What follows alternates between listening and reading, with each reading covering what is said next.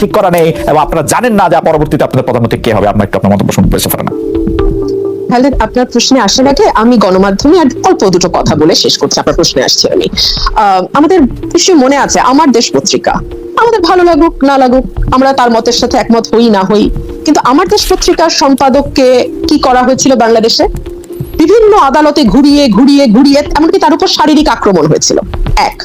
দুই হলো, বাংলাদেশে যখন 2009 সালে সরকার ক্ষমতায় আসলো, তারপরে বেশ কয়েকটি টিভি চ্যানেল আমরা বন্ধ হয়ে যেতে দেখলাম, চ্যানেল 1 বন্ধ হয়ে যেতে দেখলাম, বাংলাদেশ থেকে দেখা যায় না। দেখুন, কোন তথ্যটি সঠিক, কোন তথ্যটি ভুল, কোন তথ্যটি বিভ্রান্তিকর, কোন তথ্যটি সঠিক, এটা আসলে আপনি আইন করে বা মিডিয়া বন্ধ করে কখনো করা যায় বলে মনে হয় না। সম্ভবত এটি করবার সবচেয়ে ভালো উপায় হচ্ছে, মানে ভুয়া তথ্য বা যেটাকে বলা হয় ফেক নিউজ, সেটা নিয়ে এখন খুব আলোচনা হয়, সরকারের মধ্যে প্রায় শুনি এই কথাটি, ভুয়া তথ্য, গুজব ছড়ানো ইত্যাদি ইত্যাদি। এইটার সব এখান থেকে বেঁচে যাওয়ার বা এখান থেকে বেরিয়ে আসার, আপনি তাকে লিখতে দিন, তাকে তথ্য প্রকাশ করতে দিন। আমাদের সাবেক অর্থমন্ত্রী আবুল মাল আব্দুল মুহিত বলেছিলেন, আস্ত একটা ব্যাংকেই গিলে ফেলা হচ্ছে এবং এই ব্যাংকটা করাই হয়েছে লুটপাটের উদ্দেশ্যে, এই ফার্মার্স ব্যাংক।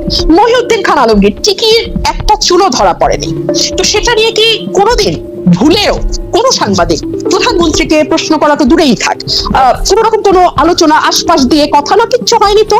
কিংবা ধরুন অনেক রকম উন্নয়নের যে এত বয়ান, হ্যাঁ, এত মানে রোল মডেল হয়েছি আমরা, আমাদের ঘর থেকে বেরোলেই এখন শুধু উন্নয়ন আর উন্নয়ন, এত কথা বলা হয় উন্নয়ন নিয়ে, মাথা পিছু আয় নিয়ে গর্ব করা হয় ইত্যাদি ইত্যাদি। প্রধানমন্ত্রীকে কি একবারও প্রশ্ন করা হয়েছে? বছর থেকেছেন, আমি দায়িত্ব নিয়ে বলছি, আমি জেনে বলছি, আপনার বক্তব্য প্রধানমন্ত্রী শেখ হাসিনা উপভোগ করেছেন, আপনি তাকে তীক্ষ্ণ ভাষায় সমালোচনা করেছেন, প্রশ্ন করেছেন, আপনাকে যেন যথেষ্ট পরিমাণে সময় দেওয়া হয় সেই জন্য তিনি চিফ হুইপদের নিশ্চিত করেছেন যে আপনি যাতে যথেষ্ট পরিমাণে সময় পান, এই মেসেজ যেন স্পিকারের কাছে যায়।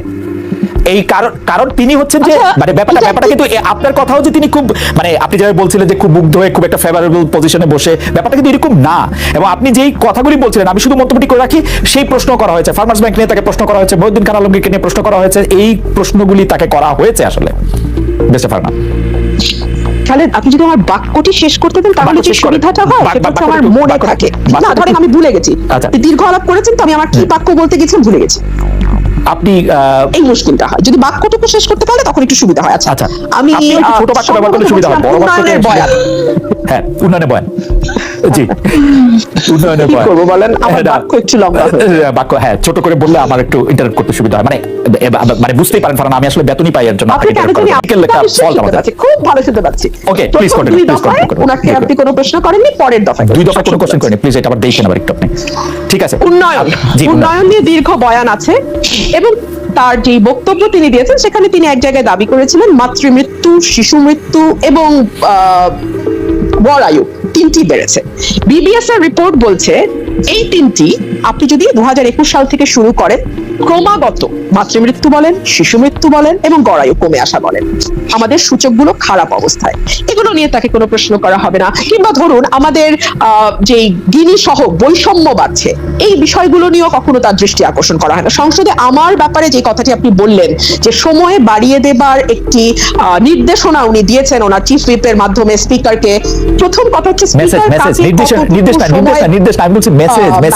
মেসেজ, কারণ হচ্ছে যে সংসদ নেতা না চাইলে দিতে পারেন না, উনি সংসদ নেতা না চাইলে যে প্রপোর্শনেটলি সংসদ সদস্যদের বক্তব্যের উপর সংসদ নেতা, আপনি জানেন সংসদের প্রসিডিংস আপনি আমার থেকে অনেক ভালো জানেন, এটা উনি ব্যবস্থা করতে পারেন। আমি এটি বললাম, আপনি এটি মানতেও পারেন, নাও মানতে পারেন। আমরা উন্নয়নের প্রসঙ্গে আপনি বলছিলেন, আমি সরি, সংসদের একচ্ছত্র অধিপতি স্পিকার এক। দুই হচ্ছে আপনি যে কথাটি বলছেন এটা একটি চমৎকার মিথ যেটা আওয়ামী লীগ ছড়িয়েছে। আমার প্রথম দিনের যে বক্তব্য, ডেপুটি স্পিকার সেদিন ছিলেন, প্রথম দ্বিতীয় দিনের বক্তব্য, দুঃখিত, দ্বিতীয় দিন ডেপুটি স্পিকার ছিলেন এবং তিনি ভীষণ ভাবে আমাকে থামিয়েছে বাড়ানোর জন্য। আমি নিজে কতবার স্পিকারের রুমে গেছি, কাকুতি মিনতি করেছি, আপা 10 মিনিট না 11 মিনিট দেন, আপা 11 না 12 দেন। এইটা নিয়ে কি পরিমাণ জুতার তলা আমি ক্ষয় করেছি, আমি সংসদে ছিলাম তো আমি জানি। প্রধানমন্ত্রীর ন্যূনতম পজিটিভ নডিং যদি থাকতো খালেদ, আমার এতবার স্পিকারের রুমে গিয়ে হাতে আমি আপনাকে এই কথা উঠলো, আমি আপনাকে আরেকটা কথা একটু বলি, আমি আসতেছি, আমি অবশ্যই আপনার প্রশ্নে আসতেছি, আরেকটা কথা একটু বলি। সময়ে সংক্ষেপ আমাকে বলা হতো আপনাকে 10 মিনিটের বেশি দেওয়া যাবে না, পরে চাইলে 2 মিনিট হয়তো বাড়ানো হবে। সেই হয়তো মাথায় রেখে আমি এক একটা স্পিচ বাজেটের এবং রাষ্ট্রপতির বক্তব্যের বাসায় স্টপ ওয়াচ ধরে ধরে কতবার প্র্যাকটিস করেছি আমি জানি। সুতরাং আমার যাত্রা কঠিন ছিল।